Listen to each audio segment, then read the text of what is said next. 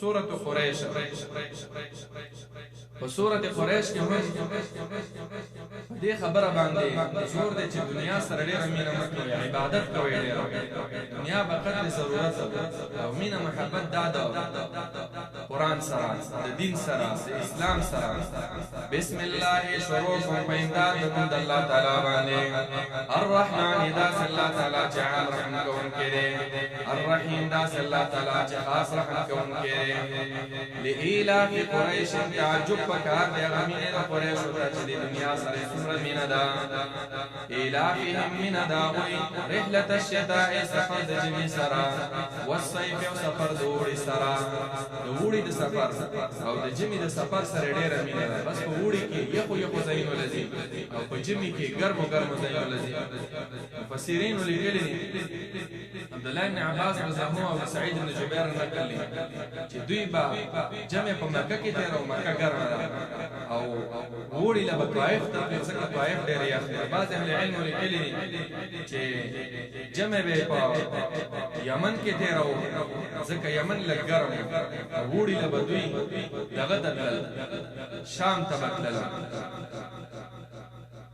نو رب العالمین فرمایي چې دنیا سره ډېره مینه مه کوئ. فلیعبدوا رب هذا البیت، بندګي دې خاص کړي رب هذا البیت، د رب د دې کوره. د دې کور رب څوک دی؟ الله رب العالمین. د هغې بندګي وکړئ، د رب العالمین د بندګۍ سره مینه وکړئ. الذي هغه ذات دی اطعمهم من جوع، چې خوراک یې ورکړو دوی ته، من جوع چې بچ شي دوی د لږې نه، وآمنهم او امن یې ورکړو دوی ته، من خوف د ویرې نه. الله رب العالمین دوی ته امن به ورکړي. دې کې اشاره د دې خبرې ته په عبادت سره انسان ته طعام ملاوي او په عبادت سره امن راځي په وطن کې. قرآن کې الله رب العالمین داسې ډېر ذکر کړي، الذین آمنوا ولم یلبسوا ایمانهم بظلم اولئک لهم الامن.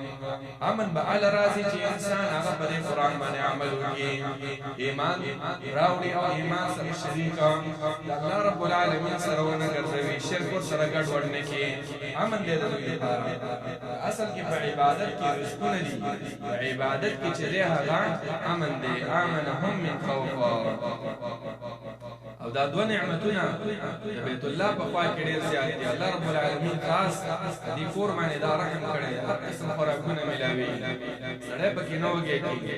او دویم امن هم دی، من دخله کان آمنا، نو دلته هغه امن دی. خلاصه دا شوه لکه څنګه چې قریشو د دنیا سره ډېره مینه وه، عبادت یې پرېښې او بندګانو تاسو نسې مه کوئ. دنیا به قدر ضرورت او مینه دا د الله د بندګۍ سره کوئ.